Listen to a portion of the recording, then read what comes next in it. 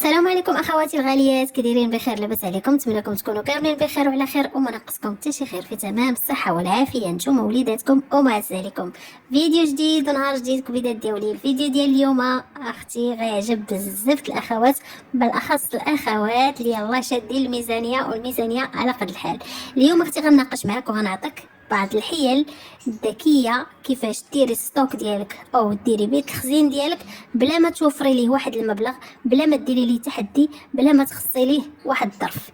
هاد الحيل اعتمدتهم وطبقتهم ونجحوا معايا، نبغي نتقاسمهم مع خواتاتي. كيف ما كتعرفوا هاد القناه كل ما يخص الاقتصاد والتوفير نتقاسموا مع خواتاتي. قبل ما نبداو الفيديو، اللهم صل وسلم وبارك على سيدنا وحبيبنا محمد وعلى اله وصحبه اجمعين.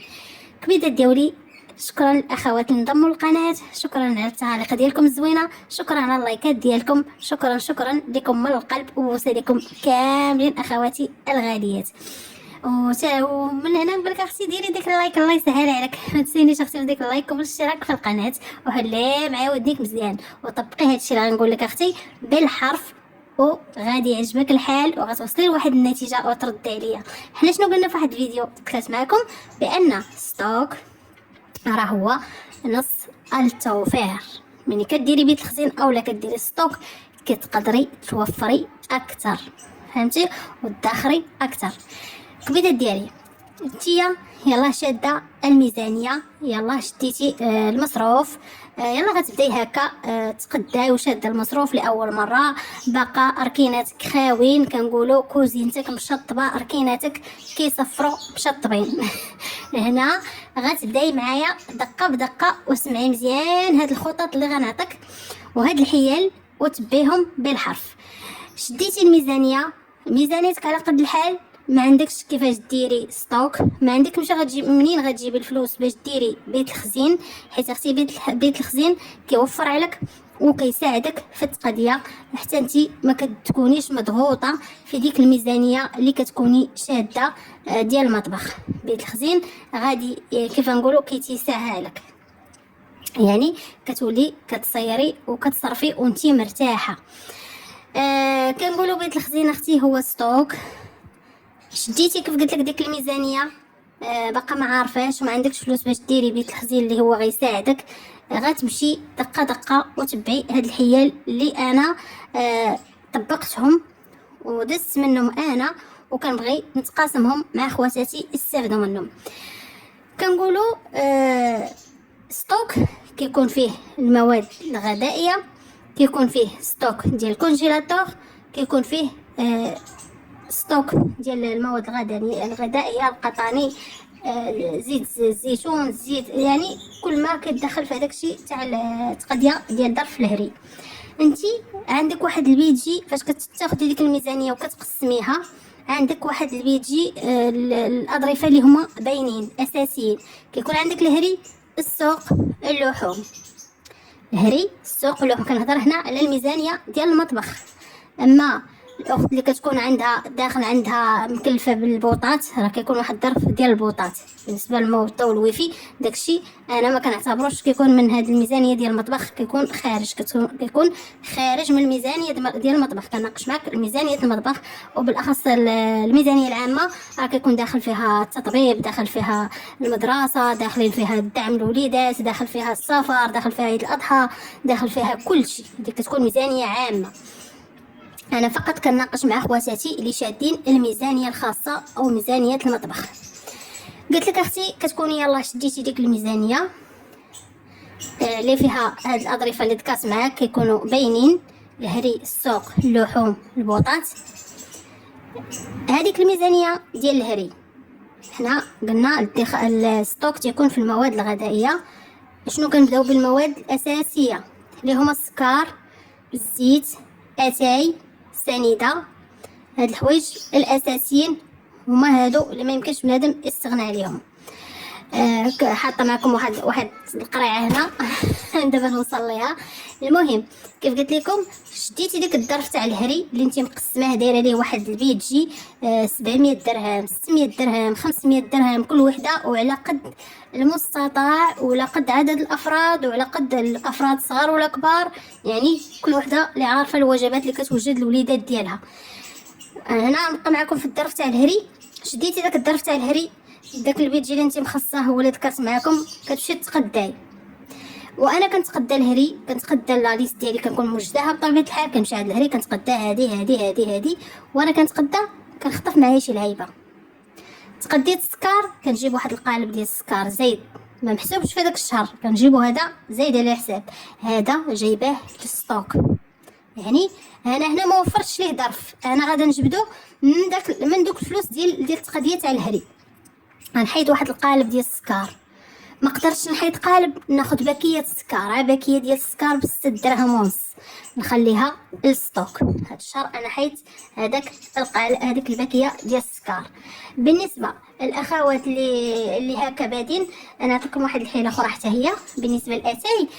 كتعرفوا اتاي اللي زوين في الجوده كيكون طالع في الثمن، ما فيها باس. تاخدي اتاي المزيان، راكم عارفين الثمن المزيان كيدير 20 درهم والفوق.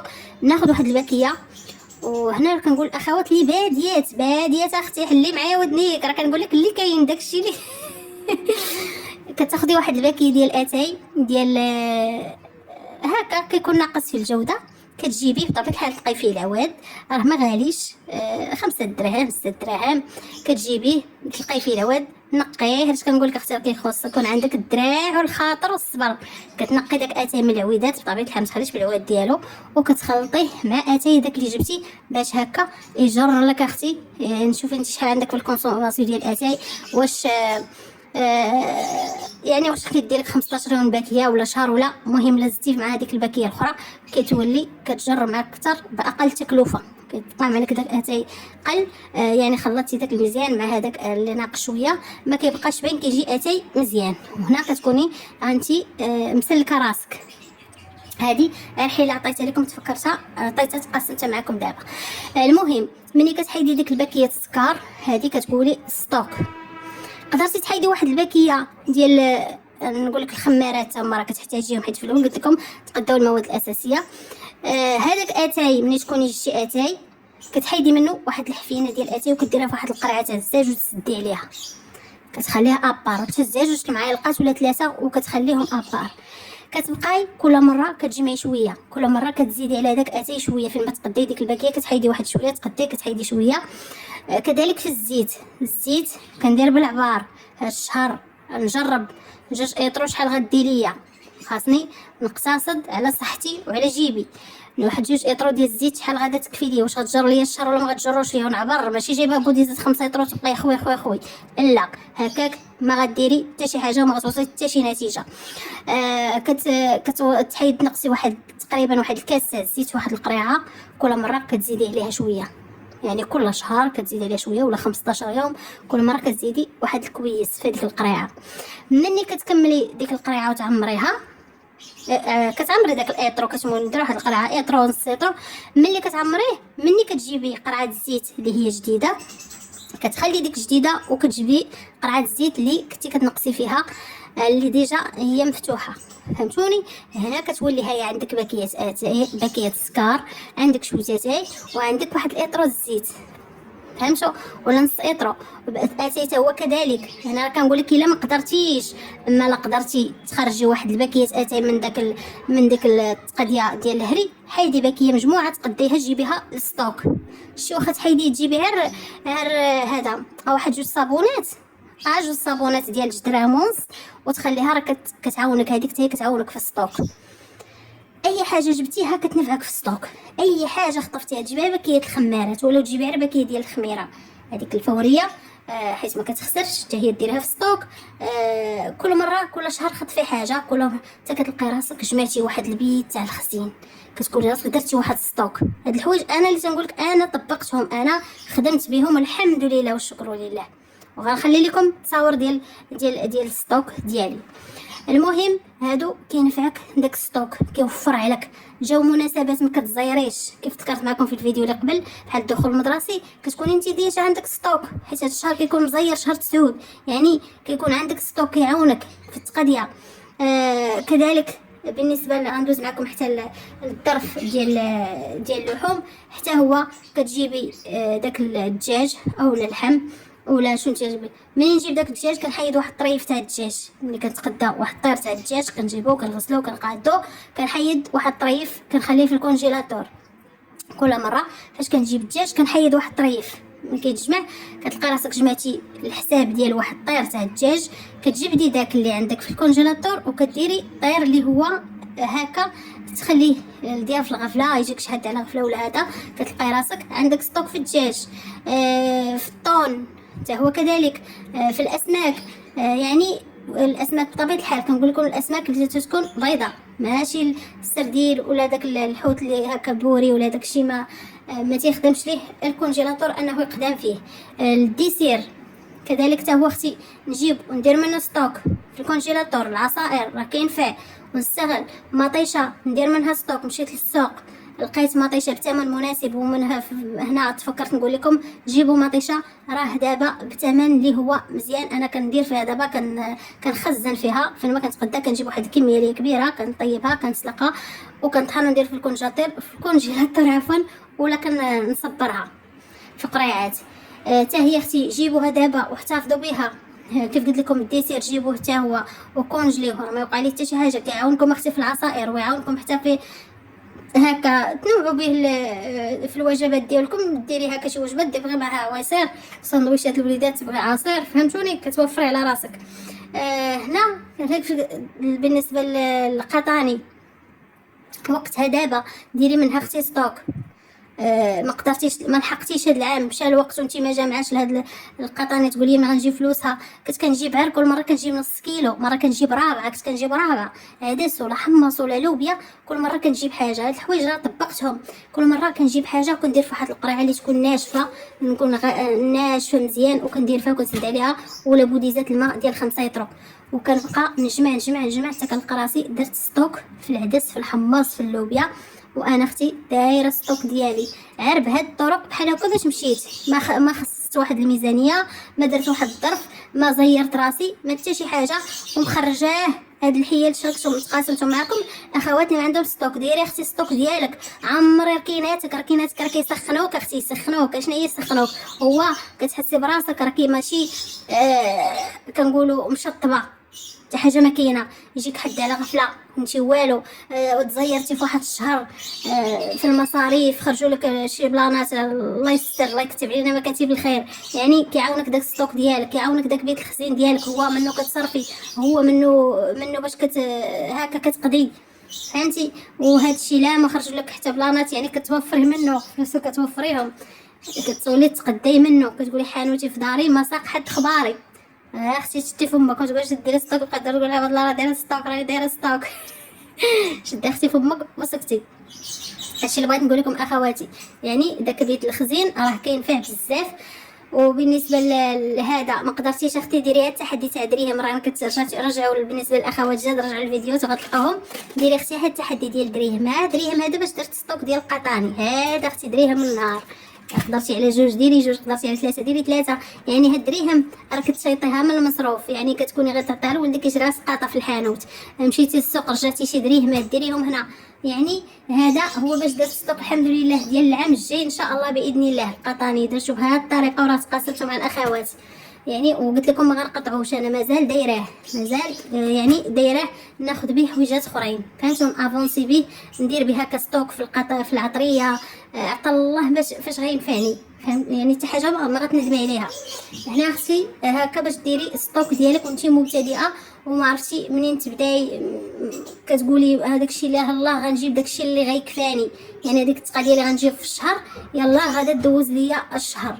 المهم انا عطيتك هاد الحيل باش هكا تمشي عليهم وديري ستوك ديالك لواحد النهار غينفعك. شوفي ما تحقريش ديك باكيه السكر وديك باكيه اتاي وداك الحك ديال الطون وداك الحك ديال المايس ولا الباكيه الخمارات ولا واحد القريعه ديال السائل ديال الاواني، صابون، معجون الاسنان، يعني كلشي ديري فيه ستوك، كلشي حتى شي حاجه ما تحقريها. قرعه شامبوان، يعني هكا هادو لي بات اللي كيكونوا معلبين وتبان لك فيهم لاضات بعيده.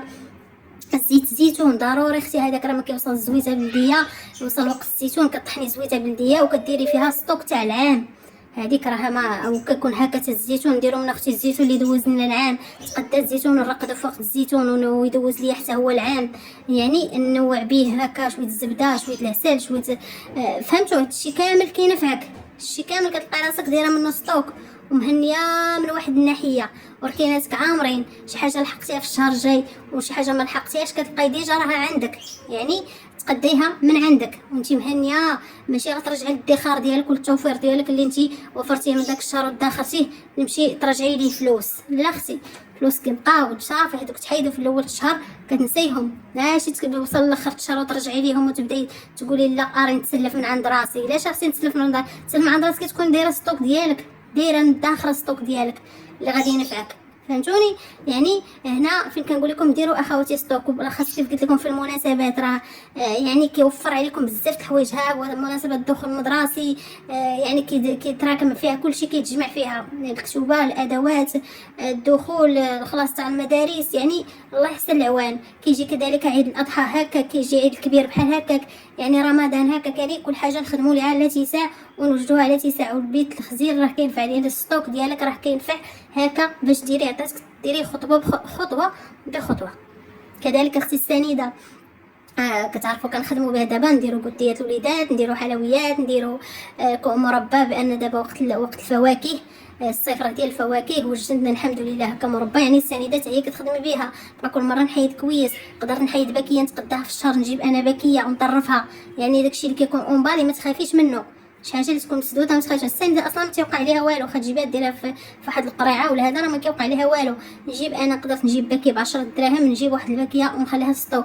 كتلقاي راسك انت درتي باكيه السكر، باكيه اتاي، باكيه سنيده، باكيه الخمارات. شوفي من الستوك ملي غتبداي انت غتشجعي، انت غيجيك واحد الحماس تولي باغا امتى ديري فيه. كذلك كرطانه العيد الاضحى عفوا كرطانه ديال رمضان حتى هي بحال هكا. علاش قلت لكم عزلوها من ستوك، ما ديريهاش اختي مع ستوك تقولي صافي انا دايره داكشي في ستوك راه هو فيه كرطونه رمضان. لا، كرطونه عزليها بوحدها، حيت الا عزلتيها بوحدها غادا تشجعي، غتولي وانت دايره واحد لاليست، كتكوني موجده واحد لاليست اللي كتقضي عليها اللائحه ديال رمضان. يعني كتولي باغا امتى ديري فيها، فين ما تقدي كتولي تجيبي شي حاجه تخطفيها وكديريها تم هكا باش كتشجعي. كذلك بيت الخزين حتى هو نعزلو بوحدو.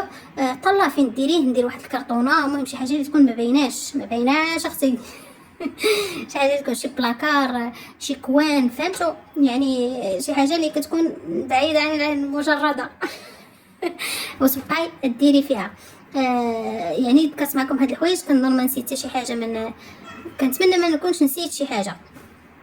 هذاك الشيء ديال الحلويات اللي كتخدمي به، الحلويات بحال هكا الشكلاط، الكاكاو، الخمارات، هكا الكوك، الفيرميسيل، هادشي حتى هو كل مره نخطف حاجه ماشي نتسنى تا توصل العيد وعاد نبدا انا خصني نتقدى هادشي كامل القوام تاع الحلوى وزيت الزواق تاع الحلوى. لا، هادشي حتى هو نكون جايباه على اتساع. حنا هادشي ولا كنخدموا به بلا اعياد مع المدرسه، ضروري ختم الكوتيات، هادشي كنحتاجوه ولا عندنا حتى هو من الاساسيات والضروريات. هادشي حتى هو كل مره نخطف حاجه، كل مره نجيبو مره 10 دراهم مره 5 دراهم وكندير في واحد القريعات، وها هو كلشي كتلقايه مدورها لك، كتباع هادي من شي حاجه سميتها الحانوت وكتضربي على داك الحانوت. يعني بقيتي غادا جاي الحانوت وفين كيمشيو لك فلوسك، اللي كيضيع لك فلوسك. المهم هذه هي الطريقه اختي اللي كنتي باقا ما درتيش ستوك، بديه بهذه الطريقه درجه درجه ودقه بدقه وتلقاي راسك. وماشي عاوتاني واحد النقطه نبغي نشير ليها، ماشي اختي ديري ستوك والدصري كوني شاده الدصري علاش الدصري في الطياب، فهمتي؟ تولي غادا بالعشوائيه، كتقولي وصفه السكر عندي اجي البراد ما كاين عادي، كنتي ديري جوج تولي ديري ثلاثه، الزيت كنتي ديري واحد جوج معالق تولي ديري ثلاثه ولا اربعه. الا ماشي دوستك داك الستوك، تبقاي غادا في الريتم ديالك، في الاقتصاد ديالك، في التدبير ديالك، ولكن ستوك راك دايراه الاغراض، فهمتوني؟ ولكن من زيكزاكيش، بقى غادا في نفس الريتم اللي انا غادا فيه، ماشي عاد بانت لي الحاجه راه عندي بالكثره صافي ما كاين عاد ربع دور خلات واحد الاخت لا، نتكيس ونمشي بعقلانيه، نبقى غاده في الريتم ديالي ديال التوفير وفي التدبير، ما نضيعش، ما نبدرش، ما نطيبش اللوح، فهمتوا؟ يعني نعمه الله هذيك الحمد لله والشكر لله. ما نبدلوهاش، ربي نعم علينا بشي نعم، نحمد الله ونشكره، ولكن حنا ما نكونوش مبدرين اخوان الشياطين. المهم اخواتي، هادشي اللي بغيت نقول لكم.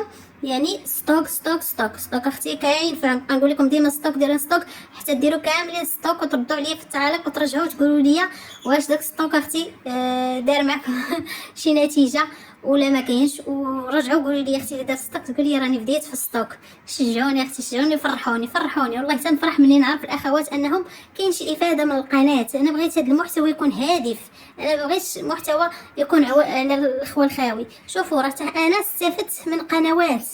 انا فاش كنت بادي في البدايه تاع المسلسل ما كنتش عارفه داخل واحد العالم اللي انا ما عارفاش ليه وحده، يعني ما كتقدى، ما كتخرج، ما كتصراف، ما لدرجه ما عارفاش حتى المواد بشحال كيتباعوا، السكر ما عارفاش شحال، ما كنتش عارفه شحال داير سنيده، يعني ابسط الحوايج ما كنتش عارفه شحال دايرين. هذا واحد العالم استافدي الفيديوهات انا كنشاركهم معاك باش تستافدي منهم وتطبقي هادشي وتطبقيه وتلقاي عليه واحد الاستحسان وتلقاي عليه واحد النتيجه اللي غتعاونك في الادخار ديالك وفي التوفير ديالك.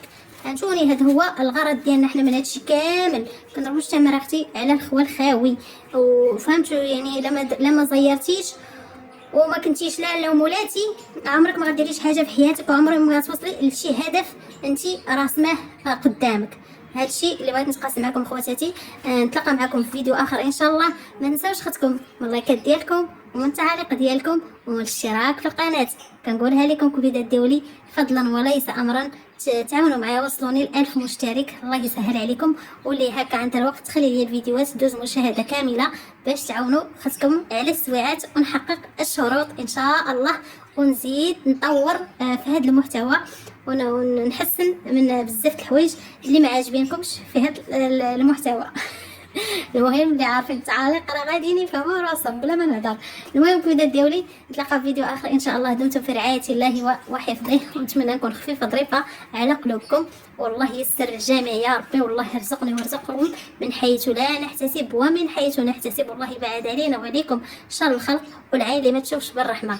يلا كبيدات ديالي، نوضي اختي ما كنتيش دايره ستوك، نوضي بداي بهاد الحيل وبهاد يعني الخطط اللي عطيتك، وان شاء الله غادا تدي درجه بدرجه على الواحد ما يملش وما يكونش كيقول لك اللي بغاها كلها خليها كلها. يعني ماشي تقولي اجي ندير ستوك دقه واحده، لا، راه كتبداي بشوي من هذا الشيء قليل حتى كتولي تجيبي الكرتونه، كتولي تجيبي يعني السكر تجيبي 12 قاع الكرتونه ديال 8، وكتولي تجيبي اتاي ديال 2 باكيه ديال 2 كيلو. يعني شوفوا انا فين وصلت معكم، شوفوا منين بديت، يعني اتاي كيفاش بديت وليت كنجيب باكيه ديال 2 كيلو، الحمد لله والشكر لله. يعني درجه بدرجه ودقه بدقه الا بغيتي توصل. فهمتوا؟ يعني حتى شي حاجه مو مستحيله وحتى شي حاجه صعيبه، يكون على العقل وحسن التسيير وهكا التصرف بعقلانيه. دمتم في رعايه الله وحفظه، والى فيديو اخر ان شاء الله.